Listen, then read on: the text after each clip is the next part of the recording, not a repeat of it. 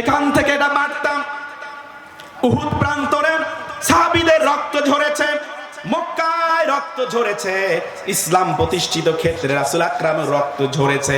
আল্লাহ সুবহানাহু ওয়া তাআলা রক্ত ঝরার কারণে ইসলামটাকে বিজয় দান করেছে, বলে সুবহানাল্লাহ। ঠিক অনুরূপ কে কোনটা গবেষণা করো তা জানি না, আমার মেমোরিতে যেটা এসেছে, ঢাকা বিশ্ববিদ্যালয় থেকে শুরু করে রাজশাহী বিশ্ববিদ্যালয় যে কয়টা ভার্সিটি আছে, প্রতিটা ভার্সিটিতে ইসলাম যারা ইসলামের রাজনীতি করে তাদের রক্ত ঝরেছে। এই জন্যই আল্লাহ সুবহানাহু ওয়া তাআলা বিশ্ববিদ্যালয়গুলোতে ইসলামের বিজয় দিয়েছে। চিল্লায়া বলো ঠিক না বেঠিক? ঠিক অনুরূপ এখান থেকে স্পষ্ট বার্তা, বাংলার জমিনে ইসলামপন্থীদের রক্ত ঝরেছে, নিজামী সাহেবের রক্ত ঝরেছে, কাদের মোল্লা রক্ত ঝরেছে, আল্লামা সাঈদীর রক্ত ঝরেছে।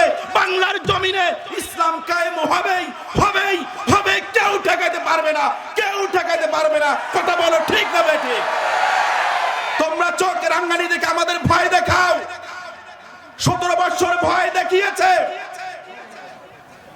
কিচ্ছু করতে পারে নাই, কিচ্ছু করতে পারে নাই। সামনেও ভয় দেখায়া কিছুই করতে পারবে না। কোরআনের রাজপথ পথ করে উপরে উড়ে যাবে ইনশাআল্লাহ। কষ্ট লাগে? ভয় লাগতেছে?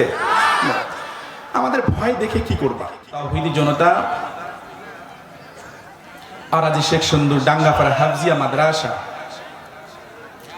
তাফসীরুল কোরআন মাহফিলের সম্মানীয় সভাপতি সাহেব, তিনি আমাদের মাঝে উপস্থিত। আল্লাহ ওনার নেক হায়াত দান করুক, বলেন আমিন।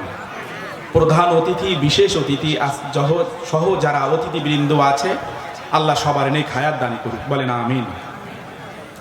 সামনে যারা বসে আছেন দেখতে পাচ্ছি ম্যাক্সিমাম গুলো যুবক, আবার কিছু যুবক দাঁড়িয়ে আছে। পর্দার অবস্থানরত আমার মা ও বোনেরা, সবার প্রতি আবারও আমার আন্তরিক সালাম, আসসালামু আলাইকুম ওয়া রাহমাতুল্লাহ। এখানে কিন্তু অনেক গার্ডিয়ান পক্ষ আছে, যুবক যারা আছে একটা কেউ বউ দিবে না, বউ একটাও পাবা না। তোমাদের যে গলার অবস্থা, যে আওয়াজ, রাত্রে মনে হয় ফোন বেশি টেপা হয়, চ্যাট মনে হয় বেশি হয়, অন্যের সাথে মানে কথা বেশি চলে। যদি ওই রকম ধান্দা না থাকে, দুয়া দেওয়ার জন্য খুব জোরে সোরে আওয়াজ দিতে হবে মুসলমান। কাউকে ভয় পাচ্ছ তোমরা? আশেপাশে ভয় লাগে? 17 বছর কেউ চোখ রাঙায় আমাদেরকে ভয় দেখাতে পারে নাই, বর্তমানেও কেউ আমাদেরকে ভয় দেখাতে পারবে না ইনশাআল্লাহ। প্রয়োজনে আর আওয়াজ বাড়ানো যাবে।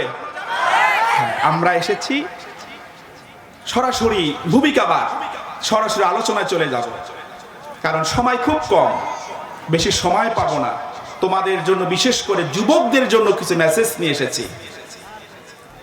আল্লাহ সুবহানাহু ওয়া তাআলা পার্লামেন্ট থেকে একটা বুক দিয়েছে মেসেজ আকারে। সেটা কি তোমরা জানো? মেসেজটা কি? পবিত্র কালাম। একটা আওয়াজ দিতে হবে। আমি বলছি, ম্যাক্সিমাম যুবক যারা মুরব্বী আছেন মাফ করবেন। মেসেজ আকারে এখানে অনেকে আছে, যদি কোনো প্রেসিডেন্ট একটা মেসেজ দেয়, আর বিশেষ করে যদি কোনো গার্লফ্রেন্ড একটা মেসেজ দেয়, ঘটনাক্রমে আমি যদি ইংলিশটা না বুঝি, আমার কোন বন্ধু ভালো ইংলিশ বোঝে, রাত 12টা বাজলেও তার কাছে গিয়ে মেসেজটা একটু চেক করব যে আসলে আমার লাভার এখানে কি লিখেছে, ব্যস্ত হয়ে পড়ি।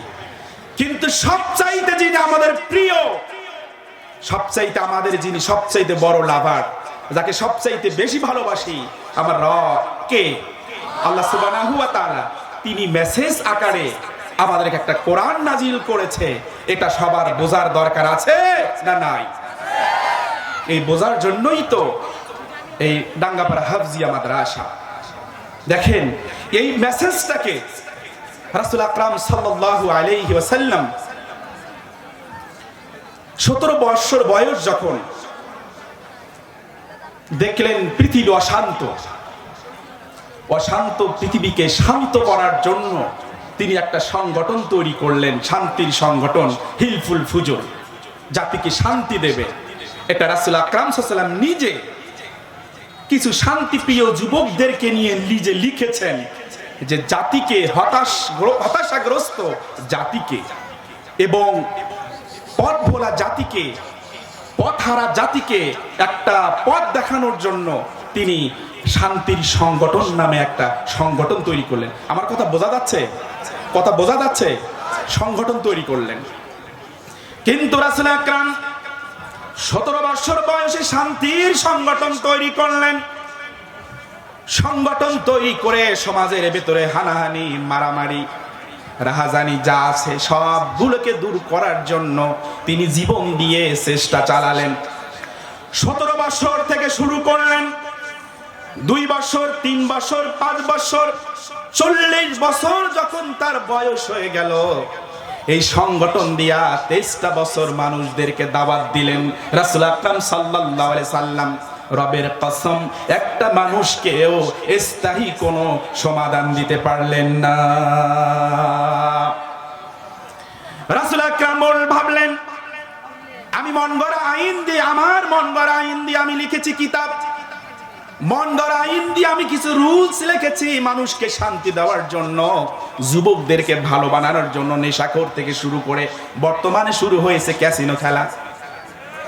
তখনও ছিল যারা ক্যাসিনো খেলো, আমার চোখে দেখা অনেকেই ফকির হয়ে গিয়েছে, মিসকিন হয়ে গিয়েছে। এখন ফকিরের মতো হাত পেতে মানুষের কাছে খেতে হয়। যুবকরা শোনো, রবের কসম করে বলি, হারামের সাথে জড়িত হবা, আজ অথবা কাল তোমাকে ভিক্ষার ঝোলা নিয়ে তোমাকে বের হতে হবে,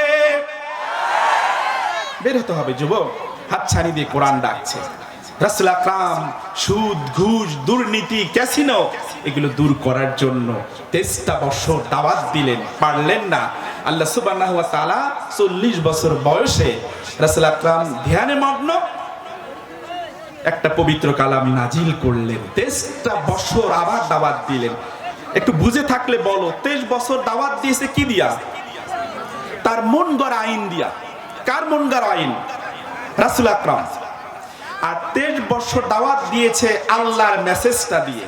এই 23 বছর দাওয়াত দেওয়ার পরেই পুরা সমাজের চিত্র চেঞ্জ হয়ে গিয়েছে। বলে আল্লাহু আকবার। এটাকে বাস্তব রূপ দেওয়ার জন্য রাসূল আকরাম মক্কায় থাকতে পারলেন না। মক্কা থেকে মদিনায় তাকে হিজরত করতে হলো। হিজরত করতে গিয়ে অনেকেই তাকে সেখানে থাকতে দেয় না, যুদ্ধ হবে। যুদ্ধের দামামা বেজে গেল যে যুদ্ধের ময়দানে যুদ্ধ করতে হবে। আমাদের দেশে আমরা নেতা দেখতে পাই, ও যুবকেরা কোন নেতার পিছে দৌড়াও? একটা বিড়ির আশায়, গাঞ্জা টান দেওয়ার আশায়, 500 টাকা হাদিয়া পাওয়ার আশায় কোন সুদখোর মদারু নেতার পিছনে তুমি দৌড়াও? একটু চোখ কান খোলা রেখে দেখো, যে নেতার পিছে মদারু নেতার পিছনে দৌড়াও, তার মেয়ে ঢাকা ভার্সিটিতে পড়ে, না হলে তার মেয়ে বা সন্তান বহির রাষ্ট্রে পাঠায়া দিচ্ছে, আর তোমাকে কুকুরের মতো ব্যবহার করে তোমার জীবনটাকে শেষ করে দিচ্ছে। চিল্লায় কও, কথা বলো ঠিক না বেঠিক? রাসূল আকরামের সময় যুদ্ধের দামামা বেজে গেল। নেতা কাহাকে বলে?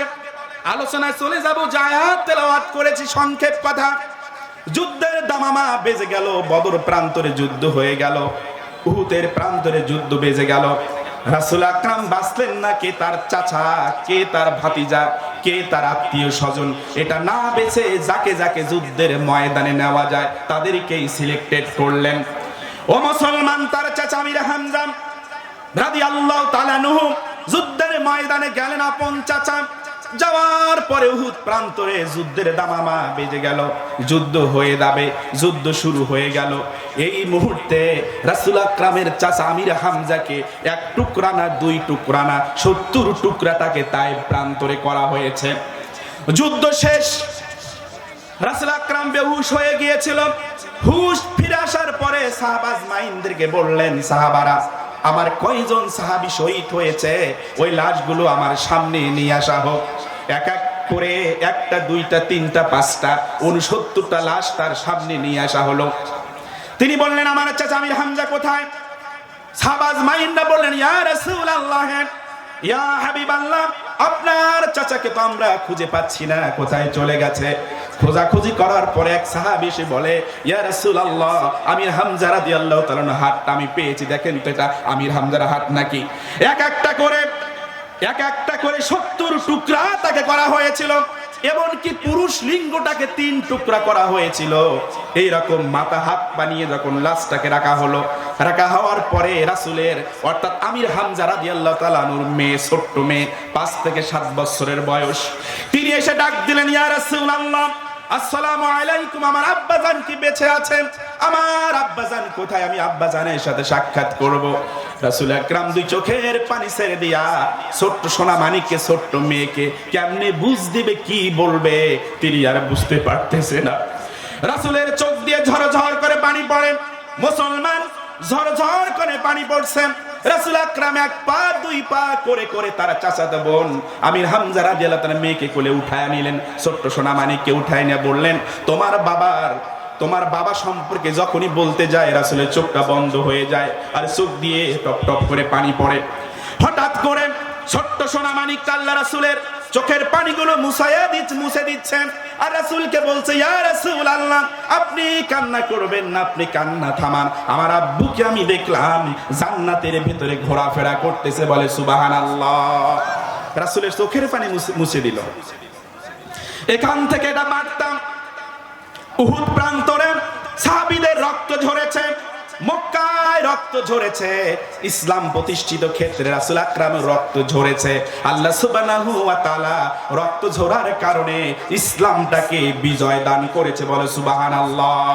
ঠিক অনুরূপ কে কোনটা গবেষণা করো তা জানি না, আমার মেমোরিতে যেটা এসেছে, ঢাকা বিশ্ববিদ্যালয় থেকে শুরু করে রাজশাহী বিশ্ববিদ্যালয় যে কয়টা ভার্সিটি আছে, প্রতিটা ভার্সিটিতে যারা ইসলামের রাজনীতি করে তাদের রক্ত ঝরেছে। এই জন্যই আল্লাহ সুবহানাহু ওয়া তাআলা বিশ্ববিদ্যালয়গুলোতে ইসলামের বিজয় দিয়েছে। চিল্লায়া বলো ঠিক না বেঠিক? ঠিক অনুরূপ এখান থেকে স্পষ্ট বার্তা, বাংলার জমিনে ইসলাম পন্থীদের রক্ত ঝরেছে, নিজামী সাহেবের রক্ত ঝরেছে, কাদের মোল্লা রক্ত ঝরেছে, আল্লামা সাঈদীর রক্ত ঝরেছে। বাংলার জমিনে ইসলাম কায়েম হবেই হবেই হবে, কেউ ঠেকাইতে পারবে না, কেউ ঠেকাইতে পারবে না। কথা বলো ঠিক না বেঠিক? তোমরা চোখের রাঙ্গানি দেখে আমাদের ভয় দেখাও, 17 বছর ভয় দেখিয়েছে, কিচ্ছু করতে পারে নাই, কিচ্ছু করতে পারে নাই। সামনেও ভয় দেখায়া কিছুই করতে পারবে না। কোরআনের রাজপথ পথ করে উপরে উড়ে যাবে ইনশাআল্লাহ। কষ্ট লাগে? ভয় লাগতেছে? আমাদের ভয় দেখে কি করবা?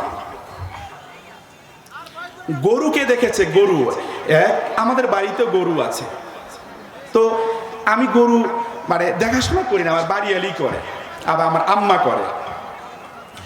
ওই রকম একটা মুরব্বী মানুষকে তার স্ত্রী বলে গেছে, স্বামী আমি আজকে এক জায়গায় যাব, গরুটা দেখা দেখি তুমি করবা, রাত্রে গাভীকে বাচ্চাকে দুধ খাওয়াবা। বলছে ঠিক আছে খাওয়াবো। রাত আসছে, এই বুড়াটা বাচ্চাকে দুধ খাওয়ানোর জন্য অনেক চেষ্টা, কিন্তু গরু দুধ খায় না, চিল্লাচিল্লি করে, হাউ মাউ করে কান্না করে। এই বুড়া রাত্রে ঘুমায়, আবার চিল্লাচিল্লি করে গরু, আবার ঘুমায়, আবার চিল্লাচিল্লি। সে তখন আচ্ছা মতো এই বাছুরটাকে মেরেছে, রক্তাক্ত করেছে। পরের দিন তার স্ত্রী এসেছে, স্ত্রীকেও 2টা মার। এই কথা বলবা না, স্ত্রীকেও 2টা মার, যে তুমি এমন বাচ্চা এবং গরুর দায়িত্ব আমাকে দিয়ে গেছো যে এই গরু গাভীর দুধ খায় না। বউ বলে না, এটা তো হওয়ার কথা না। গোয়াল ঘরে প্রবেশ করে দেখে বাছুরটা রক্তাক্ত হয়ে গেছে, বাছুরের রক্ত ঝরছে। বললে এটা তুমি কি করেছো? অনেক চেষ্টা করেছি গরুকে দুধ খাওয়ানোর জন্য, কিন্তু দুধ খায় না। তাকিয়ে দেখে বাছুরকে ঠিকই গরুর জায়গায় বেঁধে রেখেছে, ওইটা গাই না, ওইটা আইরা বাছুর, আইরা গরু। ও বারবার আইরার যেটা আছে ওখানে মুখ লাগায়া দেয়। ওই বাছুর কি ওই আইরার ওইটা মুখ দিয়ে শুষে খাইতে পারবে? খাইতে পারবে? এটা যদি কেউ বলে যে খাইতে পারবে, সে পাগল ছাড়া আর কিছু। এখন আসে আমাদেরকে ভয় দেখায়, আমাদেরকে ওই যে আইরা আছে না, এইরকম যে মন গড়া আইন ডক্টর কামাল লিখে দিয়েছে, কার্ল মার্কসের আইন, পশ্চিমাদের আইন, এগুলো লিখে দিয়ে ইসলামপন্থীদের, আলেমপন্থীদের, কোরআন প্রেমিকদের ওই আইরা গরুতে যেরকম বাছুরকে লাগায় দিয়ে চুষতে বলে, বাছুর চষে না, আমাদেরকে লাগায় দিয়ে চুষতে বলে। কিন্তু আমরা তো বুঝেছি এটাতে চষা যাবে না, চষা লাগবে এই পবিত্র কালামে। এটাতে যত চুষবো তত মধু বের হবে, যত চুষবো তত মধু বের হবে। কিন্তু আইরাতে চুষলে দুধ বের হবে না। কিয়ামত পর্যন্ত ওই আইরান নামক ওইটা আপনারা যা মানব রচিত তৈরি করেছেন, রবের কসম সারাদিন চুষবেন, দুধ বের হবে না, সমাজে শান্তিও দিতে পারবেন না, রাষ্ট্রে শান্তিও দিতে পারবেন না। শান্তি যদি পেতে চান কোরআনের ছায়ার তলে চলে আসেন, এর কাছে চলে আসেন, শান্তি এমনিতেই আল্লাহ দিয়ে দেবে। বলেন আল্লাহু আকবার। খারাপ লাগে, কষ্ট লাগে?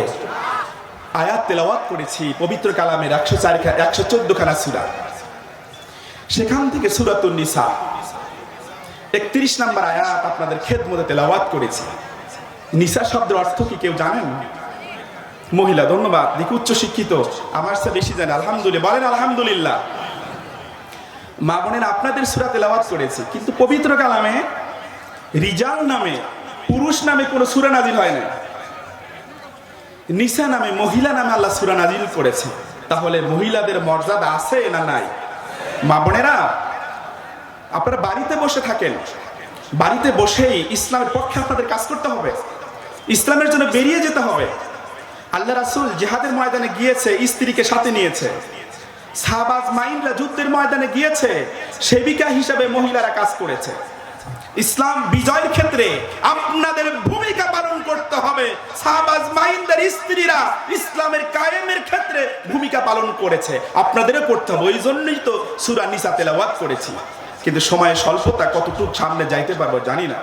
কিন্তু আমি খুব এই যুবকদের জন্য আয়াতটা আমি বেছেছি, খুব কষ্ট করে পড়াশোনা করে একটা আয়াত কষ্ট করে বেছেছি।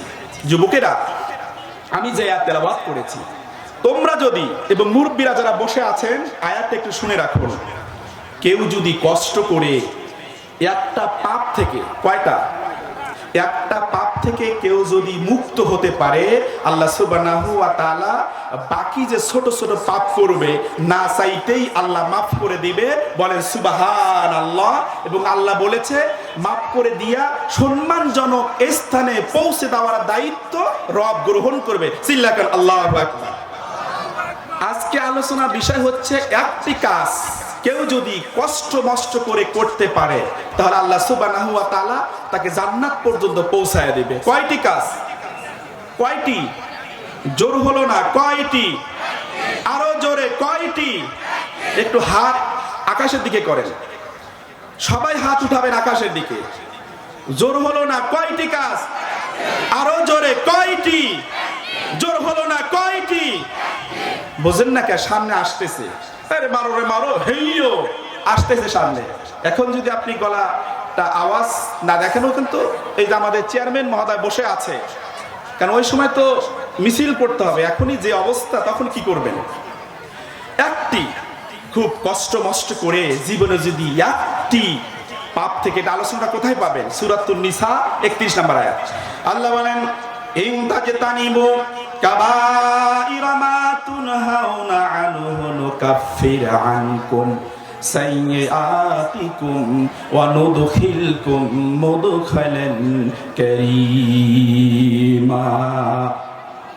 আল্লাহ সুবহানাহু ওয়া তাআলা বলেন ইন তাজতানিবু, আমি যা নিষেধ করেছি, কাবাইরা, আমি যা নিষেধ করেছি, করতে নিষেধ করেছি, সেগুলো যদি তারা না করে, তারপরে যদি সাইয়্যাতিকুম, ছোট ছোট পাপগুলো করে, তাহলে আমি নিজে দায়িত্ব নিয়ে ছোট ছোট পাপগুলো মাফ করে দিয়ে মুদখালান কারীমা, সম্মানজনক স্থানে আমি তাকে পৌঁছায় দেব। বলেন সুবহানাল্লাহ।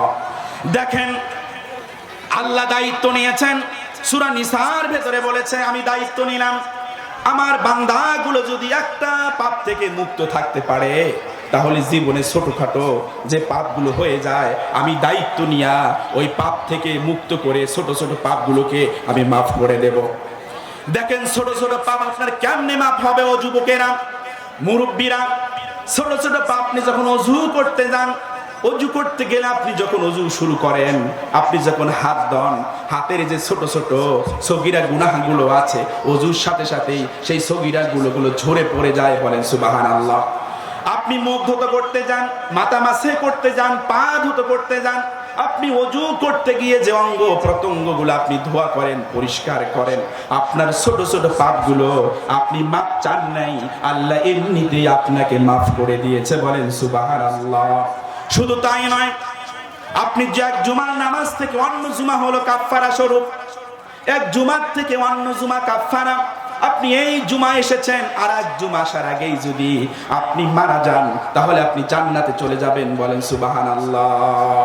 কিন্তু মাঝখানে কিছু কথা আছে। আপনাকে ফজরের নামাজ আদায় করে দিতে হবে। ফজরের নামাজটা যদি আপনি আদায় করে দেন, জোহরের আগ পর্যন্ত যদি আপনার মৃত্যু হয়, আল্লাহ আপনাকে মাফ করে দেবে। তাহলে এখান থেকে বোঝা যায় ছোট ছোট পাপগুলো আপনি না চাইলেই আল্লাহ মাফ করে দিবে। বলেন সুবহানাল্লাহ। কথা বলেছি, আপনি যদি একটা পাপ থেকে মুক্ত হতে পারেন, আল্লাহ আপনাকে মাফ করে দিবে। সেই পাপটা হচ্ছে কবিরা গুনাহ। সেই পাপটা কি? কবিরা গুনাহ। কবিরা গুনাহ থেকে আপনাকে মুক্ত হতে হবে। এই কবিরা গুনার অনেকগুলো প্রকার আছে। অনেকগুলো প্রকারের ভিতরে প্রথম প্রকার হচ্ছে শিরক করা। কি করা? আল্লাহ বলেন, ইন্নাল্লাহা লা ইয়াগফিরু আন ইউশরাকা বিহি ওয়া ইয়াগফিরু মা দুনা যালিকা লিমান ইয়াশা ওয়া মান ইউশরিক বিল্লাহি ফাকাদ ইফতারা ইসমান আযীমা। বলেন আল্লাহু আকবার। যারা শিরক করবেন, আল্লাহ তাদেরকে কখনোই ক্ষমা করবে না। সেই জন্য শিরক করা যাবে না। এখন তো মনে হয় সবাই খুশি যে শিরক তো আমরা করি না, শিরক তো করে হিন্দুরা। শিরক আপনারা করেন না? একটা আওয়াজ দেন, আশেপাশ থেকে আওয়াজ আসতেছে, কথা বলার পরিবেশ তৈরি করে দেন। শিরক মনে হয় হিন্দুরা পূজা করে, ওরাই মনে হয় শিরক করে। খ্রিস্টানরা ঈসা আলাইহিস সালামকে আল্লাহ সন্তান হিসাবে মানে, ওরাই শিরক করে। আপনারা মনে হয় শিরক করেন না। আপনারা শিরক করেন? শিরক দুই প্রকার, বড় শিরক, ছোট শিরক। কিন্তু বড় শিরকও আপনারা করেন, আপনাদের রাষ্ট্র করে, আমাদের রাষ্ট্র করে। এখন কথাটা বলবেন কি হয়েছে? বড় শিরক কোনটা? সকল ক্ষমতার উৎসকে, সকল ক্ষমতার উৎসকে। এটা কি এইখানেই মাহফিলেই না মাহফিলের বাইরেও? আপনাদের সংবিধানে কি আছে? কি আছে? সকল ক্ষমতার উৎসকে জনগণ বলি আমরা জনগণ বলি। সকল ক্ষমতার উৎস কোনদিন জনগণ হতে পারে না। তার কারণ তামাম পৃথিবী, সাত আসমান জমিন, আপনাকে আমাকে যিনি সৃষ্টি করেছেন তিনি কে? আরো জোরে সে তিনি কে? তাহলে আমরাই তো বলি যে সকল ক্ষমতার উৎস জনগণ। এই বিশ্বাসে যারা বিশ্বাসী তারা শিরক করছেন।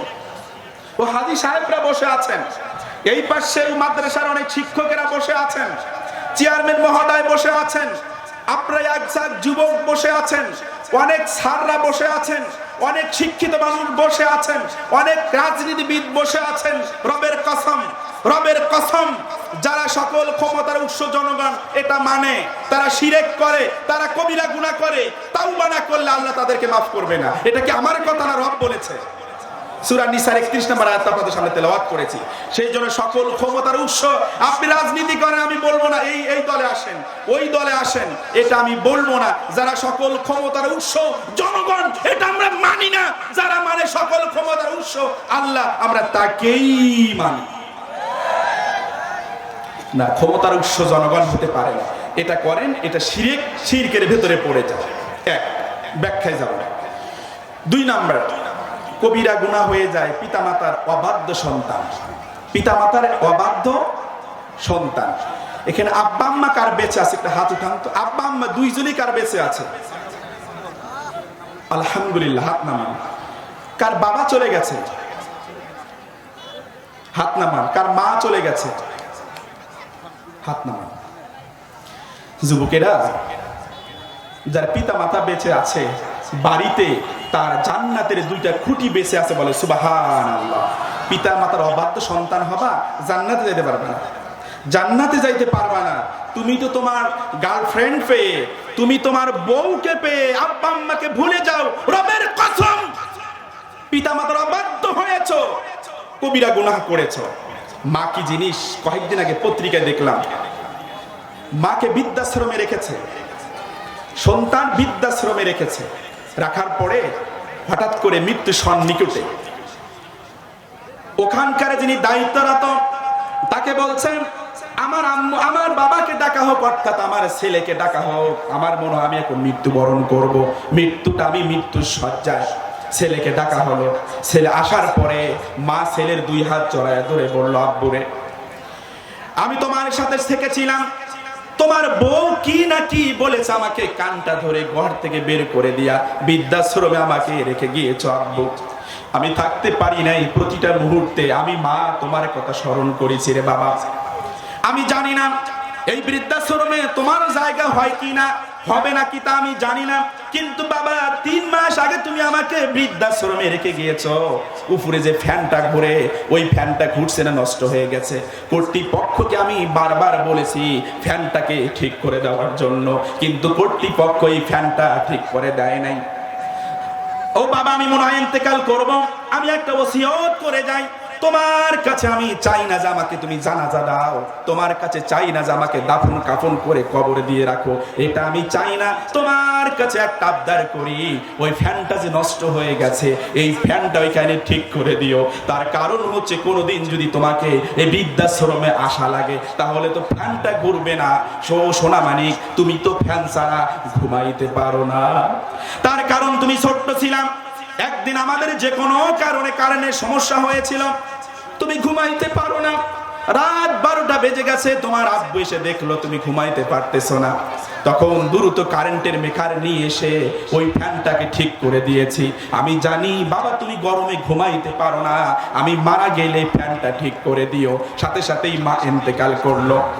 ওই ছেলেটা বুঝতে পারলো আমার মাকে আমি বৃদ্ধাশ্রমে রেখে গিয়েছি। আমার মা কোনো কিছু না করে, আমার মা আমি যত কষ্ট দিয়েছে তা না করে সর্বদাই আমার জন্য দোয়া করছে। এটাকেই বলে মা।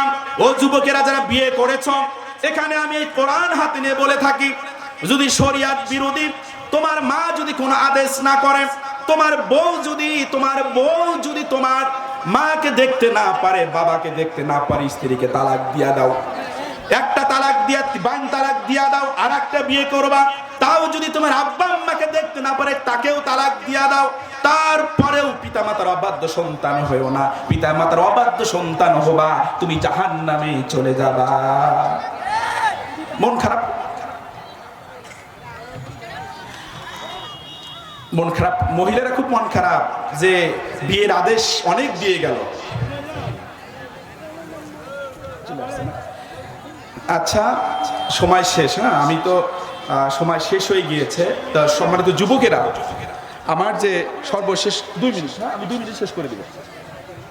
তো সর্বশেষ যে কথাটা, যাদের পিতা মাতা বেঁচে আছে, পিতা মাতাকে সম্মান করবা।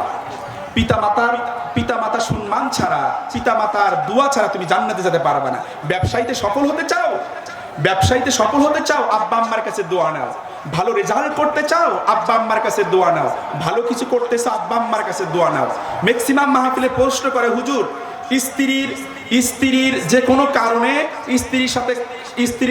স্ত্রীর কথা শুনে আমার আব্বা আম্মার সাথে খারাপ ব্যবহার করেছি, আমার আব্বা আম্মা মারা গেছে, এখন মাসালা কি বলে? যারা আব্বা আম্মা মারা গেছে, আব্বা আম্মার সাথে খারাপ আচরণ করেছেন, কবরের পাশে যাবেন, লিল্লাহে তাকবীর, লিল্লাহে তাকবীর, লিল্লাহে তাকবীর। আর সর্বশেষ মেসেজ, এই পৃথিবীতে কারা ক্ষমতায় আসলো আর কারা গেল, কারা আসলো কারা গেল, এগুলো আমাদের দেখার টাইম নেই।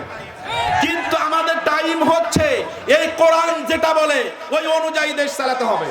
এই কোরআন যেটা বলে ওই অনুযায়ী চলতে হবে। ওই অনুযায়ী যারা কোরআনের কথা বলবে তাদের পাশে আমরা থাকবো ইনশাআল্লাহ। না কোরআনের বিপক্ষে। অনেকেই দেখি যুবকেরা বসে আছো, আমি একদিন বিয়া পড়াইতে গেলাম, ওই যুবককে বললাম তুমি কি করো?